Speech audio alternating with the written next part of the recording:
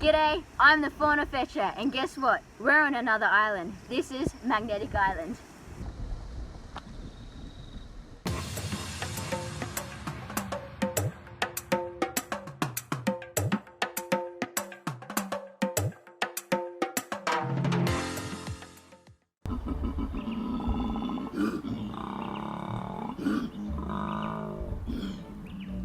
So the island here is mostly made up of granite boulders, besides one point of the island.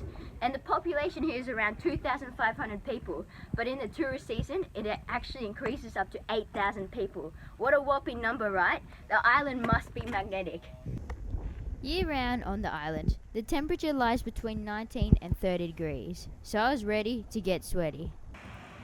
But don't worry, there's a lot of things to do on the island to take your mind off the heat, including hikes, water sports, and of course snorkeling and scuba. Being on the Great Barrier Reef, it has some great spots. Just make sure to watch out for those stingers, and of course the odd rogue croc.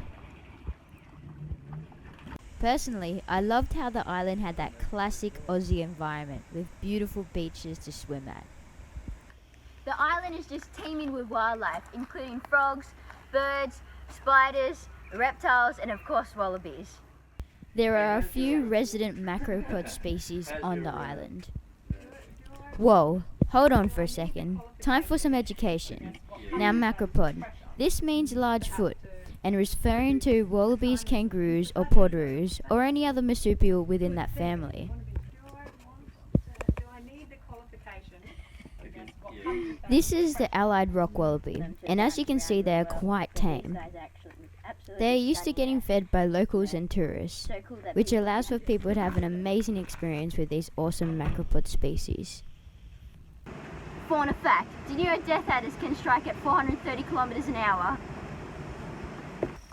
Another favourite of mine on the island was the bush stone curlew.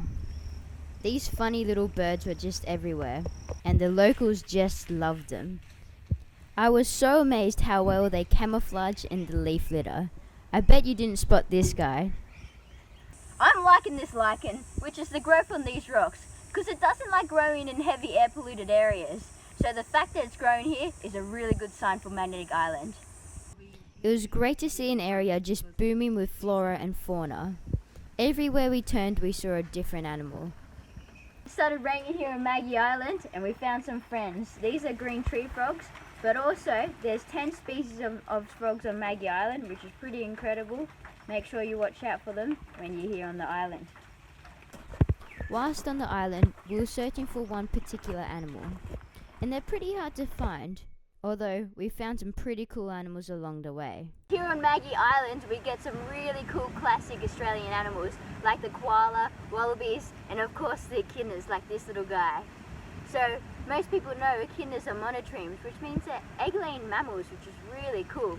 And also, they have these great spikes, which is a defense mechanism, of course. When this guy sees a predator, he'll dig into the soil and pretty much lock himself in a ball, so nothing can really bite him. Really cool, right?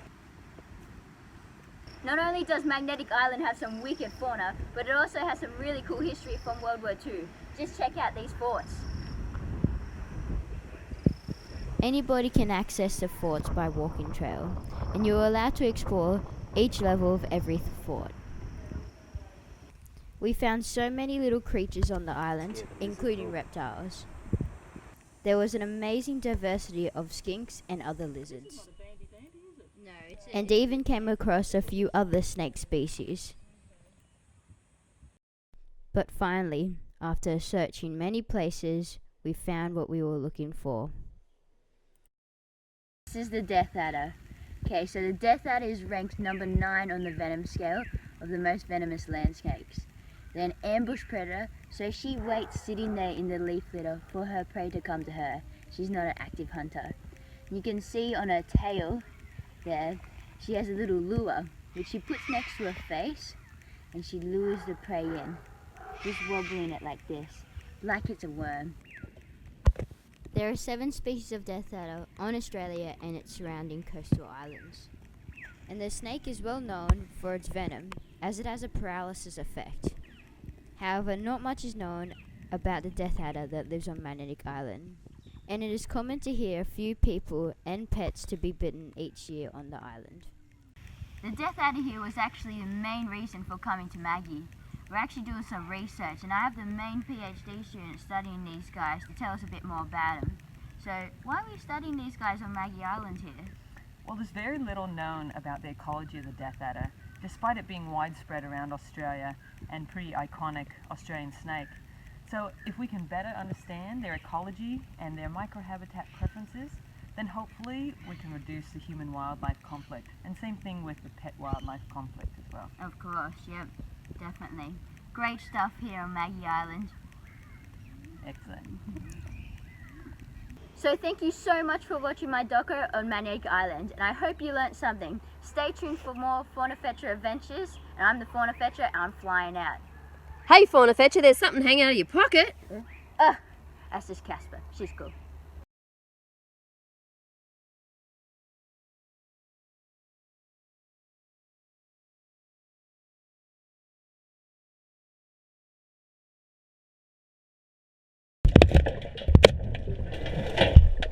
Did you know over half of Magnetic Island is National Park?